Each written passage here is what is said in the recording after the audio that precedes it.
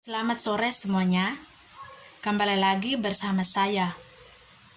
Atas nama Kristiana BT, NIM 200303 0091, kelas C semester 2, jurusan Sosiologi. Saya dari Fakultas Ilmu Sosial dan Ilmu Politik, Universitas Nusa Cendana Kupang, tahun 2020. Oke baik, langsung saja di pembahasannya. Pembahasan video kali ini tentang mengajak masyarakat untuk menjaga persatuan dan tidak terprovokasi oleh 1-2 isu.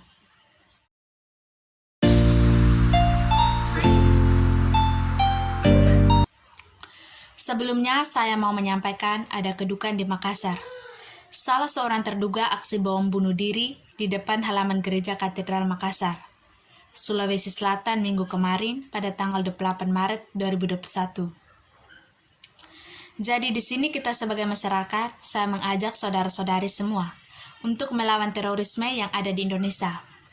Karena terorisme itu adalah perbuatan yang menggunakan kekerasan atau ancaman kekerasan yang menimbulkan suasana teror atau rasa takut secara meluas yang dapat menimbulkan korban yang bersifat massal dan atau menimbulkan kerusakan atau kehancuran terhadap objek-objek vital yang strategis lingkungan hidup, fasilitas publik. Jadi kita harus berjuang apalagi di masa pandemi sekarang ini yang terjadi. Kita bersatu dan berjuang demi bangsa ini. Dan saya rasa kasus tersebut biar para Polri yang mengamankan agar hal tersebut tidak terulang lagi di masa yang akan datang. Dan bangsa kita sebagai multikultural atau masyarakat majemuk dan pluralisme memiliki arti penuh dengan keberagaman, nilai budaya, ras, etis, bahasa, dan sejarah yang berpadu menjadi satu sebagai kebiasaan di daerah setempat yang tersebar di seluruh wilayah Negara Kesatuan Republik Indonesia. Banyak cara yang bisa kita lakukan dalam menjaga persatuan dan kesatuan Indonesia. Pertama, sikap toleransi yaitu saling menghormati dan menghargai di tengah keberagaman budaya pada masyarakat. Kedua, menghormati perbedaan dengan selalu bersikap ramah dan menghilangkan egoisme masing-masing suku dan golongan. Ketiga, peran pemerintah diperlukan dalam pengambilan keputusan untuk melestarikan keberagaman sosial budaya. Dan keempat, kesadaran masyarakat menjadi dasar dalam menjaga keanekaragaman tetap utuh di lingkungannya sendiri. Jangan kendor mendorong pengambil kebijakan untuk berperan aktif mencegah dan menyelesaikan segala bentuk kekerasan dan konflik di masyarakat. Pendekatan yang dapat dilakukan yaitu melalui musyawarah dan pendidikan masyarakat.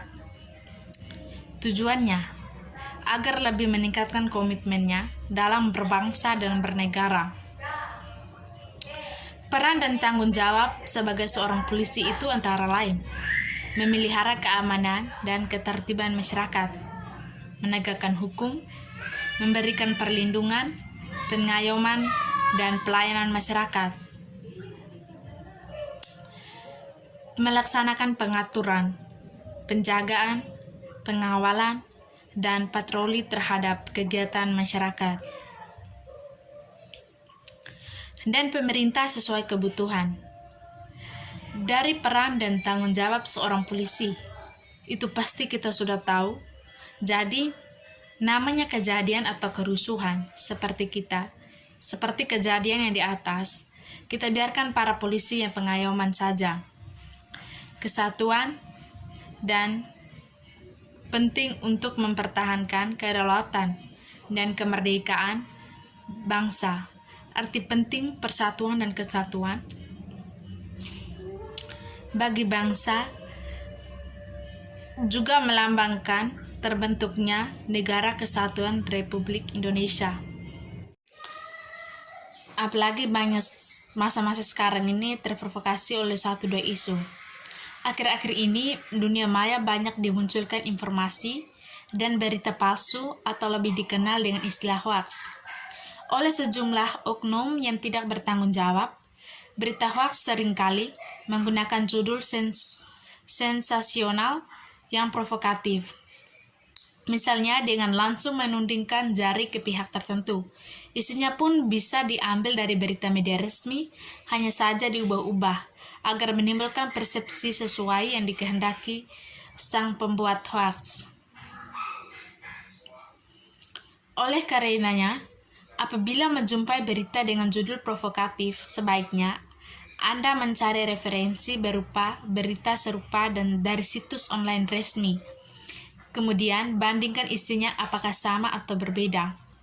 Dengan demikian, setidaknya Anda sebagai pembaca bisa memperoleh kesimpulan yang lebih berimbang. Cermati alamat situs. Untuk informasi yang diperoleh dari website, untuk mencantumkan link, cermatilah alamat real situs yang dimaksud.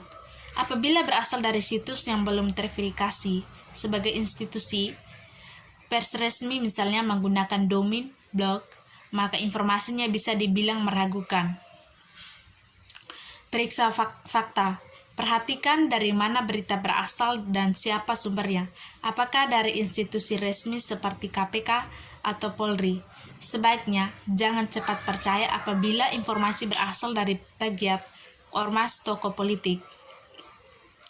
Media sosial semestinya dimanfaatkan untuk bersosialisasi dan berinteraksi dengan menyebarkan konten-konten positif. Sayangnya, beberapa pihak memanfaatkannya untuk menyebarkan informasi yang mengandung konten negatif. Jika hal tersebut sudah banyak kelompok menyadarkan yang secara proaktif mengajak masyarakat agar lebih cerdas menggunakan media sosial. Pemerintah juga berupaya untuk mengurangi penyebaran hoaks dengan cara menyusun undang-undang yang di dalamnya mengatur sanksi bagi pengguna internet yang turut menyebarkan konten negatif. Selain itu, Kementerian Komunikasi dan Informatika turut mengedukasi masyarakat untuk meningkatkan literasi digital. Salah satunya adalah Mudamu Digital merupakan wadah bagi para generasi muda untuk berbagi ilmu dengan para pakar literasi digital Indonesia.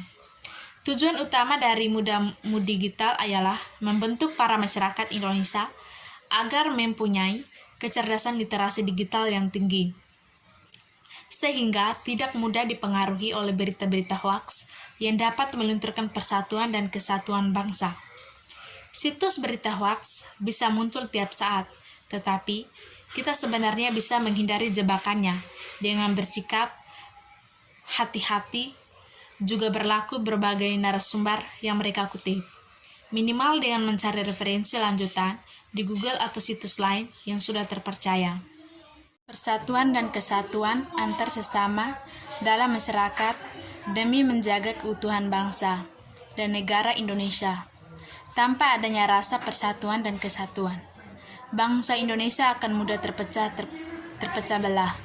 Bangsa Indonesia memiliki suatu ajaran perjuangan yang panjang, perasaan senasib dan seperjuangan yang dilalui, mampu membangun semangat persatuan dan kesatuan bangsa Indonesia dalam mencapai kemerdekaan. Untuk Google bisa menggunakan fitur Facebook untuk melaporkan situs dari hasil pencarian apabila mengandung informasi palsu. Twitter memiliki fitur report tweet untuk melaporkan tweet yang negatif. Demikian juga dengan Instagram. Segera adukan Kepala Kementerian Komunikasi dan Informatika apabila menemukan berita hoaks. Setelah melakukan semua cara di atas dan terbukti menemukan suatu berita adalah hoaks, jangan ragu untuk melaporkannya ke Kementerian Komunikasi dan Informatika. Kalau dilakukan bersama-sama, masyarakat gak akan dengan mudah terhasut sama berita bohong. Oleh karena itu, sudah menjadi kewajiban bersama bagi para masyarakat bangsa Indonesia untuk menjaga dan merawatkan negara Republik Indonesia dari tangan-tangan ormas radikalisme di Indonesia. Sekian dan terima kasih dari hasil video prodi saya. Sampai jumpa dan selamat sore semuanya.